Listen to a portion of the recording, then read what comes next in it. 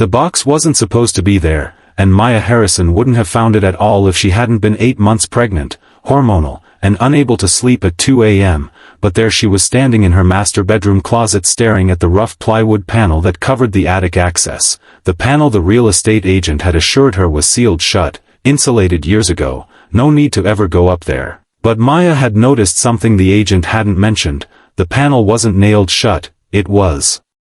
just resting there, held in place by gravity and neglect, and with her husband David sound asleep in their bed, Maya pulled the panel aside, felt cold air rush down that smelled like mothballs and secrets, grabbed her phone for light, and hoisted herself up into the small crawl space, her pregnant belly making the maneuver awkward, and there in the corner, beneath layers of dust, sat an old trunk, the kind people used before suitcases had wheels, and when she lifted the lid, the latches opened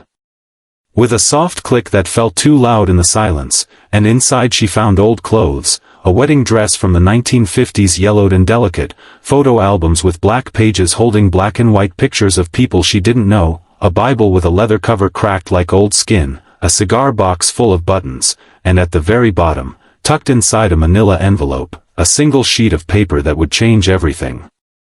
Maya pulled out the paper and felt her heart stop. It was an ultrasound print, the grainy black and white image showing a tiny profile, a curved spine, the unmistakable shape of a baby at about 12 weeks gestation, and at the top in that distinctive font all medical printers use was the patient information, Harrison, Maya, DOB, March 12, 1990, date, November 4, 2002. And Maya's hands went cold because March 12, 1990 was her birthday, and November 4, 2002 meant she would have been 12 years old, in 7th grade, and she had never been pregnant at 12, had never had an ultrasound at 12, had never even been in this house at 12 because her family had lived in Ohio then, not Massachusetts, and below the image handwritten in blue ink someone had written, "Our little secret.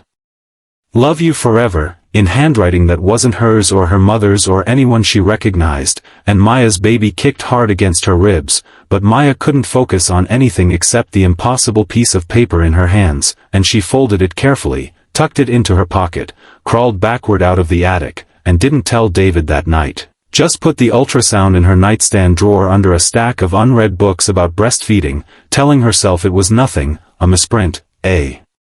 clerical error. But at 3 a.m. when she couldn't sleep, she pulled it out again and stared at it until dawn. 3 days passed with Maya carrying the secret like a stone in her chest, and on Thursday she called her mother in Ohio and asked, "Mom, did we ever know anyone in Massachusetts?" And her mother laughed that light musical laugh that had always made Maya feel safe and said, "Massachusetts? Honey, we're Ohio people, you know that. Your father and I visited Boston once for a conference but that's it. Why?" And Maya said just wondering, then asked, "Mom, did I ever have any medical procedures when I was a kid?" Like anything involving hospitals, and her mother laughed again but this time it was different, a beat too short, a fraction too quick, saying, "You were healthy as a horse, sweetie, ear infection sometimes, that's it." And Maya said okay thanks love you and hung up, but she knew something was wrong, could feel it in her bones, and that night David found her in the bathroom staring at herself in the mirror. And when he wrapped his arms around her from behind, asking if she was okay, Maya leaned into him and wanted to tell him, but instead said, "I'm fine, just tired, this kid doesn't let me sleep," and David kissed her neck and said 2 more weeks until maternity leave, you can do this, and Maya forced a smile and didn't show him the ultrasound. On Saturday while David played basketball with his friends, Maya drove to the county clerk's office, an old government beige building with fluorescent lights that buzzed like angry insects, and she took the elevator to the basement records department where a young clerk showed her how to use the microfilm machine and left her alone, and she scrolled through decades of property records for 214 Cedar Lane, watching the house pass from the Whitmore family who built it in 1924 to the Petersons in 1956 to the Kowalskis in 1978 until she reached 1995 and her fingers froze because there it was, 1995 to 2010, owner, Margaret Chen, and Maya's heart pounded so hard she could feel it in her temples because Margaret Chen was David's mother, David's dead mother who had died 10 years ago long before Maya met David, and Margaret Chen had owned this house for 15 years. David had grown up in this house, and when they'd bought it 3 months ago from a holding company, David had handled the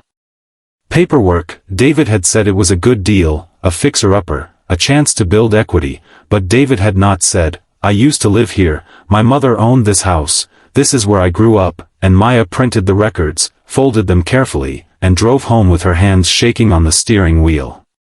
David was making dinner when she walked in, stir-fry his specialty, and he smiled over his shoulder and said, Hey, how was your day? And Maya set her purse on the counter, pulled out the folded papers, laid them flat, and watched David glance at them, stop stirring, turn off the burner, and say, Where did you get these? And Maya said, County clerk's office. Your mother owned this house, David, for 15 years, you grew up here, and you didn't tell me. And David wiped his hands on a towel. Slowly, deliberately, and said, It was a long time ago, and Maya said, That's not an answer, and David sat down at the kitchen table while Maya stayed standing, her arms crossed over her belly, and he told her that his mother had mental health issues after his father died, that she got worse, bought this house because it was cheap, that they lived here for about 3 years until she had to go to a facility, and he went to live with his aunt. And the house went into some kind of trust, then got sold to that holding company, and when it came on the market again he thought it might be nice to have it back, to start their family here, to make new memories, and Maya listened and it made sense, it was reasonable, it explained everything except one thing, and she pulled the ultrasound from her pocket, laid it next to the property records, and said, David, I found this in the attic, and David looked at it and something behind his eyes flickered, a door closing, a window shuttering, and he said, What is that? And Maya said, You tell me.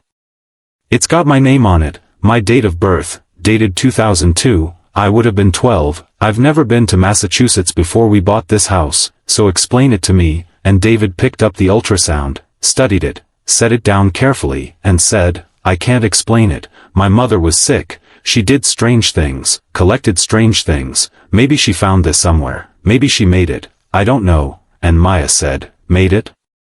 David, it's a medical document from a hospital with my name on it. And David said, I don't know what to tell you, I'm sorry, I should have told you about living here, I was embarrassed, ashamed of that time in my life, but this ultrasound thing, I have no idea. And he walked out of the kitchen and closed the bedroom door, leaving Maya alone with the stir-fry going cold, the baby rolling inside her, the ultrasound lying on the table like a ghost. On Monday Maya called the hospital whose logo appeared on the ultrasound, St. Catherine's Memorial in Springfield, Massachusetts.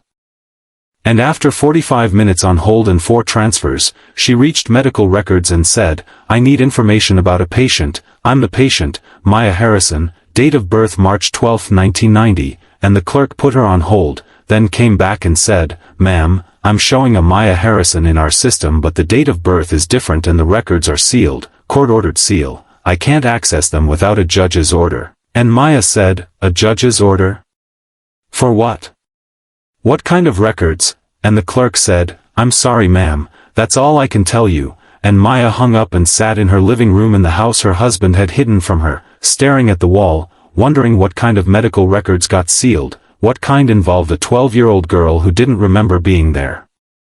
That night while David slept, Maya went through the rest of the trunk, which she'd brought down from the attic and hidden in the guest room closet, and in the Bible, tucked between pages of the Book of Ruth, she found a photograph, an old Polaroid with the white border showing 3 people in front of this house, a woman with sad eyes and dark hair pulled back, a young boy about 8 or 9 with David's smile, and a girl about 12 with dark hair and dark eyes whose face was familiar in a way that made Maya's skin crawl because the girl looked like her, not exactly, the clothes were wrong, the hairstyle was wrong, but the bone structure, the shape of the eyes, the way she stood, it was like looking at a younger sister she'd never had, and on the back of the photo in the same blue ink as the ultrasound it said, Maya, age 12. Summer 2002. She doesn't know yet. Soon, and Maya's hands shook so badly she nearly dropped the photo. Morning came and Maya walked to the bedroom when David's alarm went off, held up the photograph, and said, Who is this girl, David? And David looked at it and his face went pale and he said, Where did you find that? And Maya said, In your mother's trunk in the attic. Who is she, David? Why does she look like me? Why is my name on the back? and David sat on the edge of the bed with his head in his hands and told her that his mother couldn't have children, wanted them desperately, but after years of trying she couldn't, and it destroyed her. She started detaching from reality, believing she had a daughter named Maya, wrote about her in journals, talked about her like she was real, and the ultrasound she must have made or found, the photograph. Maybe she found someone who resembled the daughter in her mind, and Maya listened and the story was sad, tragic, explained everything, but she'd seen the look in David's eyes, not sadness but fear, so she played along, told him she believed him, put the ultrasound and photograph back in the trunk, let him think everything was fine, but while he worked she dug deeper.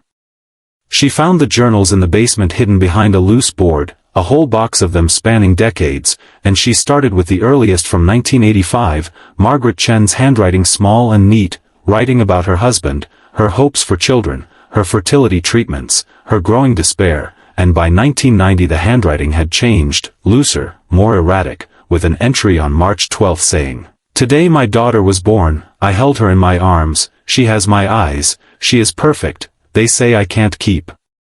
her but she is mine, her name is Maya," and Maya kept reading, chronicling a complete fantasy life, Margaret believing she had a daughter, writing about her first steps, her first words, her first day of school, and then in 2002 an entry on November 4th, "Today I saw her, my Maya, she was at the mall with her family, she's 12 now and beautiful and she doesn't know me, she doesn't know I'm her real mother, but soon I'll tell her," and November 10th, "I followed them home, they live in Ohio, a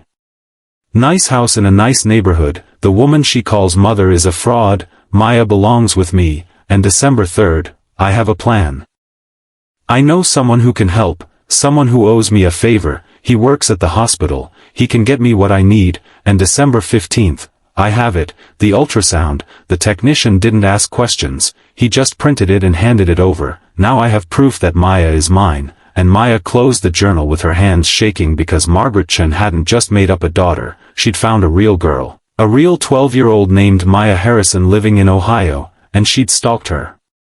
Maya kept reading through 2003, 2004, 2005, Margaret writing about her daughter constantly, and interspersed were fragments of reality. "I saw her again today, she doesn't know I'm watching," and "I bought her a birthday present, I'll keep it safe until she comes home," and Maya searched the basement until she found another box, this one locked, and she broke it open with a hammer and inside were photographs. Dozens of them, all of her, Maya at school getting off the bus, Maya at the mall, laughing with friends, Maya at a soccer game running across a field, her whole childhood documented by a stranger, and at the bottom a newspaper clipping from 2005, local woman arrested for stalking, Margaret Chen accused of harassing Ohio family, and the article said Margaret Chen had been arrested after Maya's parents caught her taking photographs, underwent psychiatric evaluation, and was committed to a mental health facility where she remained until her death in 2014, and Maya called her mother again and said, "Mom, why didn't you ever tell me about the woman who stalked me?" And her mother cried and said they didn't want her to be scared, they thought if she didn't know she'd be safe, and Maya said, "Mom, I need to ask you something, is there any chance Margaret Chen was right, any chance she was really my mother?" And her mother said absolutely not, she carried her, she gave birth to her, she watched her take her first breath, she was hers always, and Maya wanted to believe her but she'd seen the photographs and read the journals and held the ultrasound, and something was real. Maya hired a lawyer named Sarah Klein who specialized in medical records disputes, and after 2 weeks of legal battles the records arrived by secure email, and Maya opened them alone in the guest room and read, "Patient Maya Harrison, DOB March 12, 1990, date of service November 4, 2002, procedure obstetric ultrasound, physician Dr. Robert Chen, David's father. Finding single intrauterine pregnancy 12 weeks 3 days gestation," and then additional notes. Patient accompanied by Margaret Chen, patient sedated. Prior to procedure, patient unaware of pregnancy, patient discharged to Margaret Chen's care, and then social services consultation. Social worker met with Margaret Chen. Margaret Chen states she is patient's legal guardian, no documentation provided. Social worker notes concerns but overruled by Dr. Chen, case not reported, and Maya's hands went ice cold because Dr. Robert Chen had overruled a social worker, had let Margaret Chen take a 12-year-old girl home, and that girl was her, and she was pregnant and didn't know. The baby came 3 weeks early, 7 pounds 2 ounces, 19 inches long, dark hair and dark eyes, and Maya looked at her daughter's face and saw only a baby, perfect and innocent, and 3 weeks later the DNA results came, and Maya read, Maya Harrison and baby girl Chen 99.99% probability of biological relationship. David Chen and baby girl Chen 99.99% probability of biological relationship. Maya Harrison and David Chen no biological relationship detected, and then additional analysis. Cross-reference with Margaret Chen shows Margaret Chen shares mitochondrial DNA with Maya Harrison, probability of maternal relationship 99.97%, meaning Margaret Chen was Maya's biological mother. Maya had been adopted by the Harrison family shortly after birth. Margaret Chen had discovered the adoptive family and maintained surveillance for years. David came home and Maya showed him the results, and he said he didn't know. He thought his mother's stories about a daughter were like all her other delusions, and Maya said, David, I was 12 and pregnant, and your father performed the ultrasound and let your mother take me home, and that baby would have been born in 2003, and you were born in 1992, so that baby would be, and David stared at her and said, that baby would be 20 years old now, and Maya said, yes, and they sat with the impossible possibility. Maya hired a private investigator who found a birth record from May 20, 2003, for a baby boy born at St. Catherine's Memorial, mother listed as Maya Harrison age 12, father unknown, baby placed in foster care, adopted 2 years later by a family in New Hampshire, name changed, record sealed, and Maya stared at the birth certificate at the name she'd given a baby she didn't remember having. And she thought about the ultrasound, about being 12 and pregnant and sedated and not knowing. About Margaret Chen taking her home, about what must have happened in those months, about who the father could have been, about Dr. Robert Chen who had overruled the social worker, who had performed the ultrasound himself, and she thought about the baby, her first baby, out there somewhere 20 years old living a life, and she thought about her second baby, the one she had with David, the one sleeping in the nursery. And she didn't know if she could survive what came next. The full truth crashed over her like a wave. She had been 12 years old, pregnant, sedated, her body violated by someone whose identity remained hidden, and Margaret Chen, her biological mother, had orchestrated the whole thing, had brought her to that hospital, had taken her home, had kept her pregnancy hidden, had delivered her baby, and then that baby, Maya's first child, had been adopted by Margaret and Robert Chen, had been raised as their son, had been given a new birthday, had grown up calling his biological grandmother mother and his biological mother's rapist father, and then that boy, that man, had met Maya 20 years later, had fallen in love with her, had married her, had brought her to this house where it all happened, and they had made a baby together, mother and son, and the baby sleeping in the next room was their daughter, was Margaret Chen's granddaughter twice over. Was the product of a tragedy so deep she couldn't find words for it. She found David in the nursery holding their daughter, tears streaming down his face, and Maya sat on the floor beside him and took his free hand and they stayed like that for a long time, not speaking, just holding each other and the baby, the three of them bound together by secrets and lies and blood so tangled it could never be untangled, and finally David spoke, his voice rough and broken, saying, I was your baby. The baby you had when you were 12, and Maya said, yes, and David said, and my father, the man who raised me, the man who did that ultrasound, he might have been, and Maya said, I know, and David said, and my mother, your mother, she knew everything, she planned everything, she brought you here, she took me and raised me as her own, and then she watched us meet, watched us fall in love, watched us get married, and she never said anything, never stopped it, and Maya said, I know, and David said, how do we live with this? And Maya said, I don't know, but we have to, for her, and she looked at their daughter sleeping peacefully, innocent of everything, ready to begin, and she knew that whatever happened next they had to find a way forward because this baby deserved a life, deserved parents who loved her, deserved a chance at happiness even if her beginning was built on pain. Maya thought about the ultrasound, that first ultrasound from 2002, the image of the baby who became David, the baby she never knew she had, the baby who was now holding their baby, and she thought about how secrets don't stay buried forever, how the truth always finds a way to surface, how love and horror can exist in the same heart, and she held David's hand tighter and watched their daughter sleep and waited for whatever came next. Because the ultrasound in the attic wasn't the beginning of the story and it wasn't the end, it was just one piece of a truth so vast and terrible that Maya was only beginning to understand its shape, and somewhere out there a 20-year-old man was going about his life, not knowing that his biological mother was searching for him, not knowing that the woman who gave birth to him at 12 years old was now holding another baby in a house full of secrets, not knowing that the truth of where he came from was written in faded ink on an old ultrasound print, waiting to be found, and Maya knew that one day she would have to find him. Would have to tell him, would have to face the child she never knew and explain the impossible, but not today. Today she would hold her daughter and her husband and try to breathe through the weight of everything, and tomorrow she would figure out how to live with the truth.